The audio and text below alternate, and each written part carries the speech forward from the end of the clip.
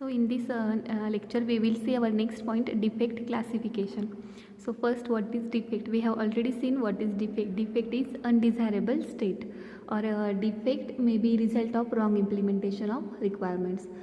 Wrong implementation of requirements means what, की काहीतरी extra put करायचं की ज्या रिक्वायरमेंट सिस्टीमच्या नाही आहेत त्या रिक्वायरमेंटसुद्धा तुम्ही सिस्टीममध्ये पुट करायचं, किंवा अशा काहीतरी रिक्वायरमेंट मिसिंग असणारे की ज्या कंपल्सरी सिस्टीममध्ये पाहिजे पण तुमच्याकडे प्रेझेंट नाही आहेत, म्हणजेच काय तुमचा डिफेक्ट.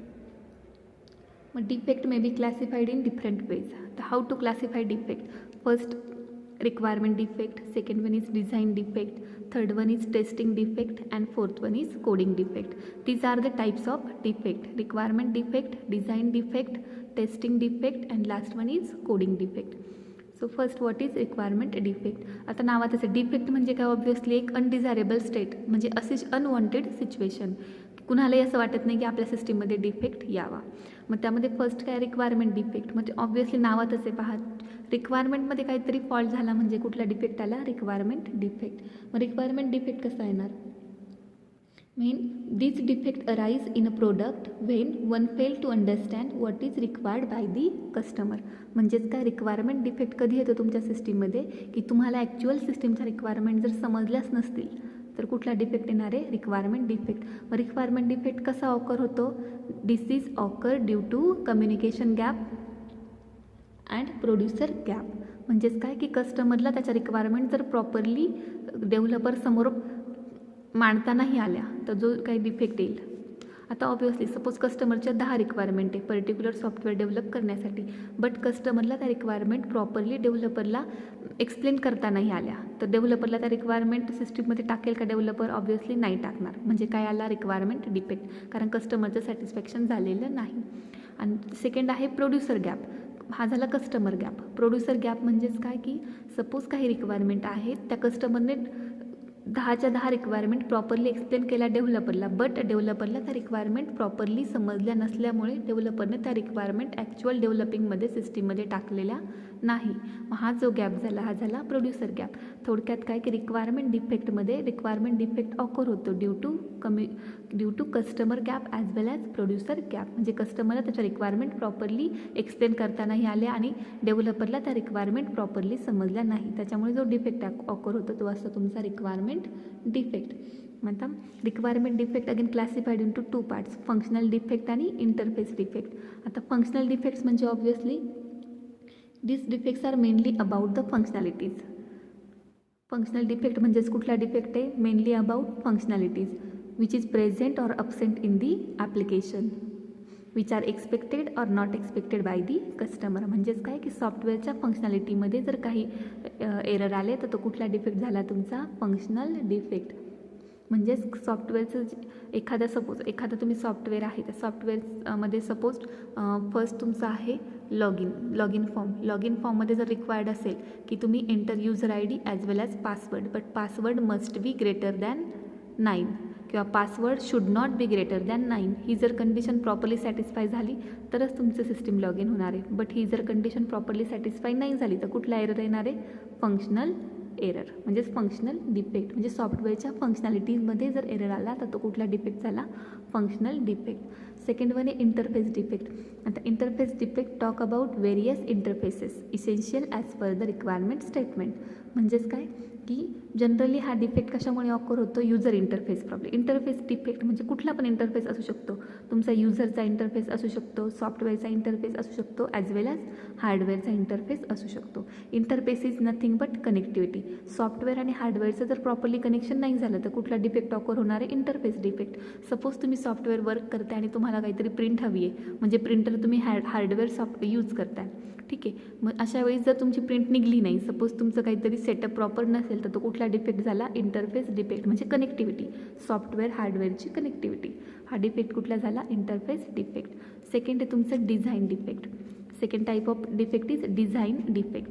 मग डिझाईन डिफेक्ट ऑब्व्हियसली कधी ऑकर होणार आहे, व्हाईल क्रिएशन ऑफ सॉफ्टवेअर. म्हणजे जेव्हा तुमचं एखादं सॉफ्टवेअर क्रिएट होत असेल तेव्हा कुठला, क्रिएट म्हणजे सॉफ्टवेअरचं स्ट्रक्चर डिफाईन होत असेल किंवा सॉफ्टवेअर क्रिएट होत असेल, अशा वेळी जो डिफेक्ट ऑकर होतो तो कुठला असतो, तुमचा डिझाईन डिफेक्ट. मीन्स काय की the customer may or may not be in position to understand this defect if structure are not correct. जर तुमचं सॉफ्टवेअर अकॉर्डिंग टू स्ट्रक्चर नसेल, अकॉर्डिंग टू प्लॅन तुमचं सॉफ्टवेअर नसेल, तर कुठला डिफेक्ट ऑकर होणार आहे? Design defect. सपोज तुम्ही एखाद्या हाऊसचं स्ट्रक्चर पहा. सपोज तुम्ही एखादं घर बांधायचं आणि त्याचं तुम्ही आर्किटेक्चरकडनं प्लॅन घेताय, पण अकॉर्डिंग टू प्लॅन जर तुमचं ॲक्च्युअल डेव्हलपमेंट नाही झालं, तर ते कुठला डिफेक्ट झाला? तुमचा डिझाईन डिफेक्ट. मग डिझाईन डिफेक्टमध्ये अगेन सब टाईप आहेत. Algorithmic defect, module defect, user interface defect आणि last one is system interface defect. आता फर्स्ट इज अल्गोरिदमिक डिफेक्ट. मग डिझायनिंगमध्ये आता इथे पहा, आपण हार्डवेअर नाही कन्सिडर करायचे, आपण सॉफ्टवेअर कन्सिडर करायचे. मग डिझाईन डिफेक्ट, कुठलं पण सॉफ्टवेअर डिझाईन करताना फर्स्ट स्टेप कुठली असते त्याची? अल्गोरिदम, फ्लो चार्ट आणि मग तुमचं ॲक्च्युअल कोडिंग. मग अल्गोरिदमिक डिफेक्ट म्हणजे obviously algorithmic defect may be introduced in a product if design of various decisions are not handled correctly. Algorithm मध्ये काय असतं? What is algorithm? Algorithm is the sequential flow of execution of program.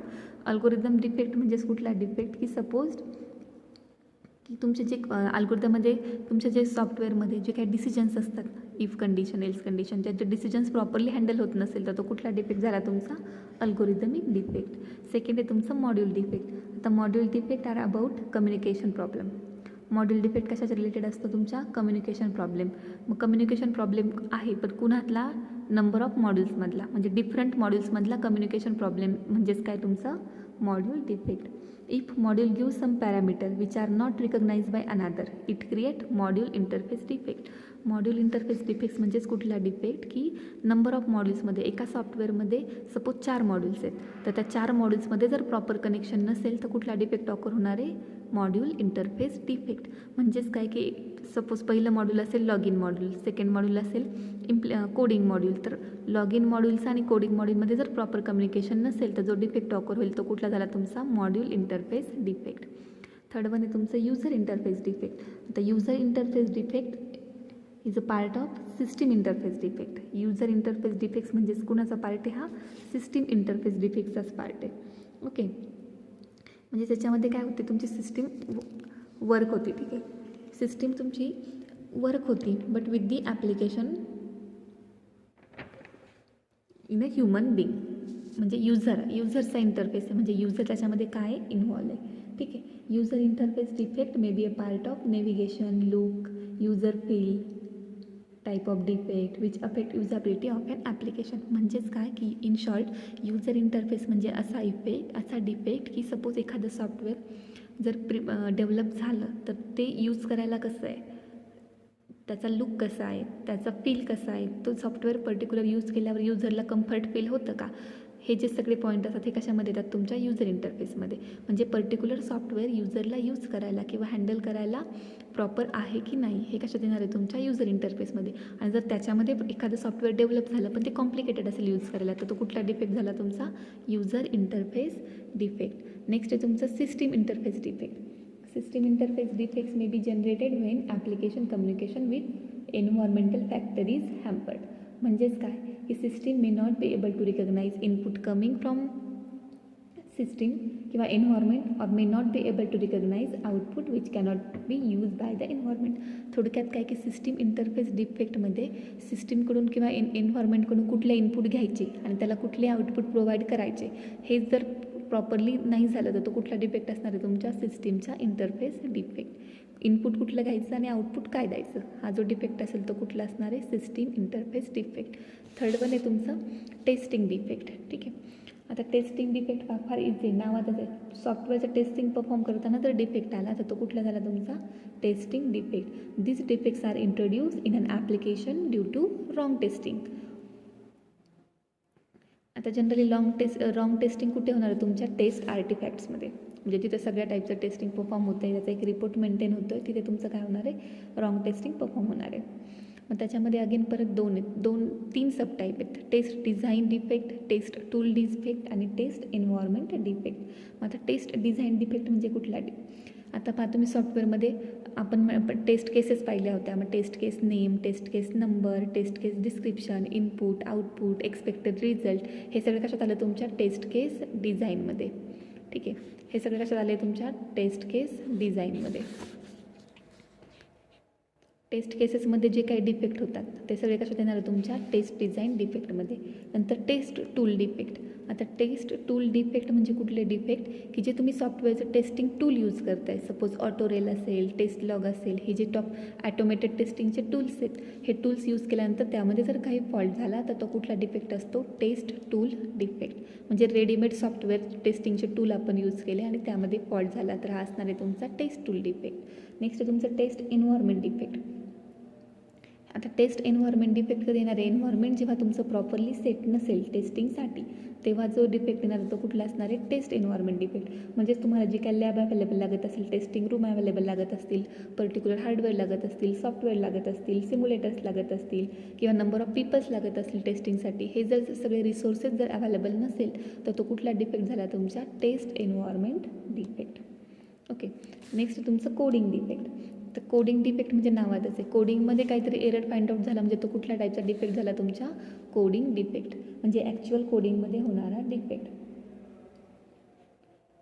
म्हणजेच कधी सिस्टीमचं implementation जेव्हा होत असेल तेव्हा काही एरर आला तर तो कुठला डिफेक्ट म्हणणार तुम्ही, कोडिंग डिफेक्ट. मग कोडिंग डिफेक्टमध्ये अगेन परत सब टाईप आहेत, इनिशियलायझेशन डिफेक्ट आणि डेटाबेस रिलेटेड डिफेक्ट. आता इनिशियलायझेशन डिफेक्ट म्हणजेच कुठलं की जेव्हा तुम्ही ॲक्च्युअल कोडिंगमध्ये इनिशियलायझेशन करता म्हणजेच व्हेरिएबल डिक्लरेशन करता, मग व्हेरिएबल डिक्लरेशनच्या वेळेस जे काही एरर येतात ते कुठले असणार आहे तुमचे, इनिशियलायझेशन डिफेक्ट. इनिशियलायझेशन कधी करतो आपण, प्रोग्राममध्ये इनिशियलायझेशन करतो म्हणजे जे काही व्हेरिएबल आहेत ते आपण काय करतो, डिक्लेअर करतो. मग व्हेरिएबल डिक्लेरेशनच्या वेळेस येणारा error is nothing but initialisation defect. आणि नेक्स्ट आहे डेटाबेस रिलेटेड डिफेक्ट. मग डेटाबेसमध्ये एरर फाइंड आउट झाले की एखादा व्हॅल्यू डेटाबेसमध्ये ॲड नाही झाल्या किंवा डेटाबेसमधून समथिंग व्हॅल्यू रिट्राईव्ह नाही झाल्या तर तो कुठला एरर असणार आहे तुमचा, डेटाबेस रिलेटेड एरर. मग त्यालाच काय म्हणायचं, डेटाबेस रिलेटेड डिफेक्ट. म्हणजेच database related defect may occur when database is not created appropriately or it is not optimize properly. Optimize म्हणजेच काही व्हॅल्यू ॲड करा, इन्सर्ट करा, रिट्राईव्ह करा, डिलीट करा, हे जे ऑपरेशन जर प्रॉपरली होत नसेल तर तो कुठला डिफेक्ट आहे तुमचा, डेटाबेस रिलेटेड डिफेक्ट. ठीक आहे, हे झालं तुमचं डिफेक्ट क्लासिफिकेशन. नेक्स्ट लेक्चरमध्ये आपण डिफेक्ट मॅनेजमेंट प्रोसेस पाहूया.